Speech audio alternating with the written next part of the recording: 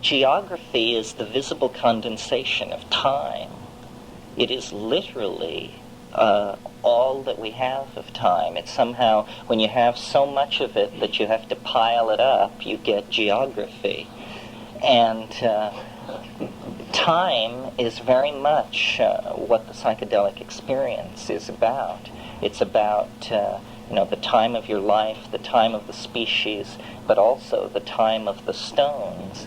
And when I delineated us as being caught between geography and language, that's what I wanted to say. Geography is the most condensed and titanic form of time, and language is the most etherealized and present form of time. And the trick is to realize that in the way that James Joyce must have realized it, because he understood, that speech makes mountains, which is essentially what I'm saying. And I think this is a shamanic idea, the power of speech and the awareness of eternity. These are the two things, because the shaman really does, I think, when you get it out of Bora and out of these outlandish languages that are not even literate languages. They've only been assigned alphabets for purposes of study. When you get these concepts out of those languages and into some kind of Platonic or Aristotelian or Hegelian or Heideggerian vocabulary, which we can understand, then you see that that's what it's about. It's about standing in eternity. And this is what gives them their superhuman status. Probably most of you are familiar with Mircea Eliade's book, Shamanism, the Archaic Techniques of Ecstasy.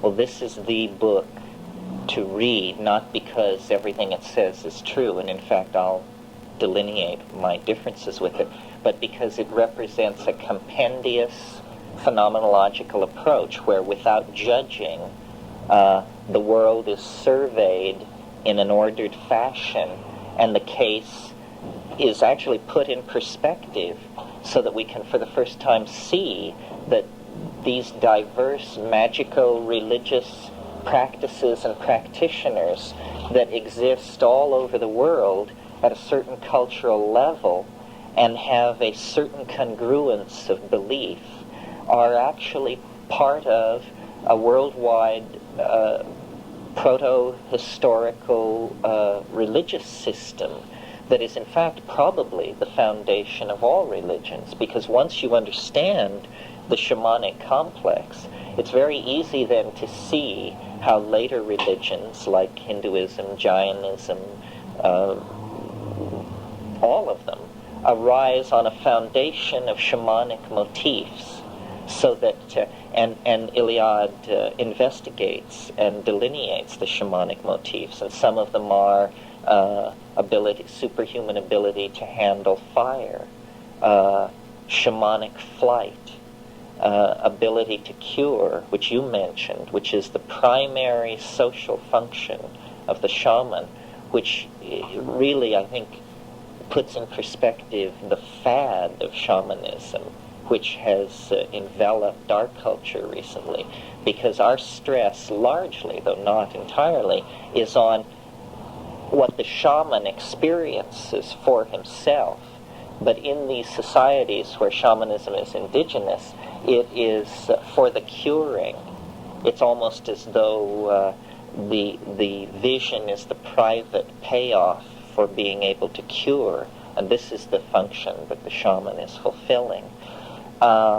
These superhuman abilities, like ability to handle hot metal, ability to find lost objects, ability to foretell weather, ability to cure diseases, are very challenging to Western anthropology, and they always have been, because we can't quite come to grips with it, and there have been various ideas about it. The most promising ones, I think, leaning on the idea that the linguistic context somehow sets you up for how you perceive reality.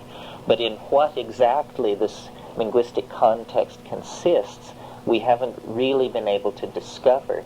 The linguistic context becomes extremely plastic under the influence of hallucinogens, where in fact the word can become flesh almost literally.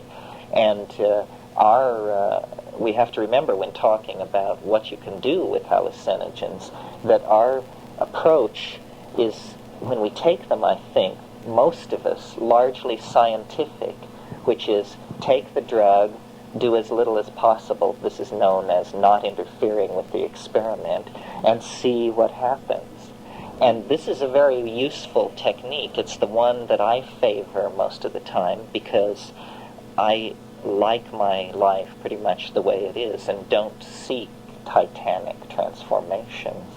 But if you take these things and do things, dance, swing through the trees, expose yourself to wilderness isolation, and that sort of thing, I think it's pretty clear you can fairly quickly reach a place where other people have very little to say to you, because our reality is a linguistic net which holds us all together. And when you leave the net, you become what is conventionally known as crazy, because you become privy to the workings of a reality which is different from other people's.